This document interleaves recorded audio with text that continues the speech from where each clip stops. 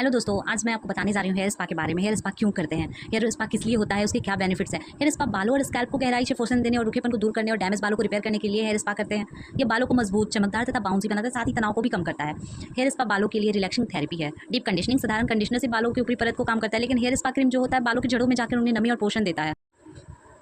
Damage repair, heat styling, straightener, blow dryer, प्रदूषण और colour के इस्तेमाल से बाल रूखे और बेजान हो जाते हैं। हेयर स्पा इन रूखे बालों को मरम्मत करता है, स्कैल्प की सेहत को बढ़ाता है। जैसे स्पा के दौरान की जाने वाली मसाज से सिर के ब्लड सर्कुलेशन बेहतर होता है, जो बालों की ग्रोथ को बढ़ाता है और डैंड्रफ को कम करता है, तनाव से राहत देता है। हेयर स्पा में दी जाने वाली जो स्टीम होती है, हेड मसाज से दिमाग को शांत होता है और मानसिक तनाव दूर होते हैं।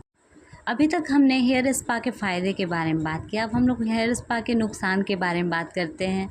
बालों का रंग फीका पड़ना, यदि आपके बालों में कलर या हाइलाइट्स है तो बार बार हेयर स्पा कराने से बालों का रंग जल्दी हल्का हो सकता है या उड़ सकता है। अत्यधिक बालों का झड़ना, यदि आप गलत प्रोडक्ट्स का चुनाव करते हैं या ज़रूरत से ज़्यादा स्पा करवाते हैं तो केमिकल के प्रभाव से बाल झड़ने शुरू हो सकते हैं। स्कैल्प का ऑयली होना, बार बार क्रीम का और मास्क का स्कैल्प पे अत्यधिक यूज़ करना तैलीय हो सकता है और इससे क्या होता है कि हमारे पोर्स को ब्लॉक कर सकते हैं, पोर्स ब्लॉक हो सकते हैं।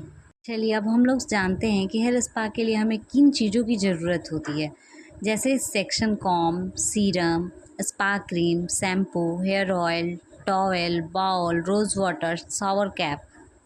हेयर स्पा कैसे करते हैं, हेयर स्पा की विधि क्या है, ये हम लोग जानते हैं। हेयर स्पा कैसे करते हैं, सबसे पहले हम लोग हेड मसाज करते हैं। हेयर ऑयल से, किसी भी अच्छे हेयर ऑयल से हेड मसाज करेंगे। फिर बालों को शैम्पू से अच्छे से वॉश करेंगे, टॉवेल से एक्स्ट्रा वाटर रिमूव करेंगे। सेक्शन वाइज करके अच्छे से स्पा क्रीम को बालों में अप्लाई करेंगे। नोट, शावर कैप लगा करके बालों को 20 से 25 मिनट के लिए छोड़ देंगे, उसके बाद बालों को स्टीम देंगे। आइए अब हम लोग जानते हैं कि किन बालों में स्टीम करने चाहिए। जैसे रूखे और बेजान बाल, ड्राई और रफ़ और फ्रिजी बालों में नमी लाने के लिए स्टीम बहुत फ़ायदेमंद होता है। कर्ली बाल, घुंघरैले बालों में प्राकृतिक रूप से नमी कम होती है, इसलिए स्टीम उन्हें मुलायम और बाउंसी बनाता है।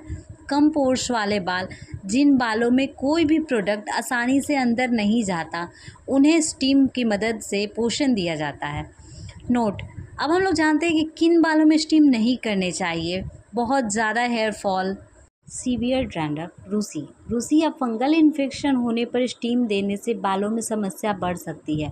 केमिकल ट्रीटेड हेयर स्टीम नहीं करने चाहिए, अगर केमिकल ट्रीटेड हेयर में स्टीम करते हैं तो भी प्रॉब्लम बढ़ सकते हैं। कलर किए हुए बालों में स्टीम नहीं करने चाहिए।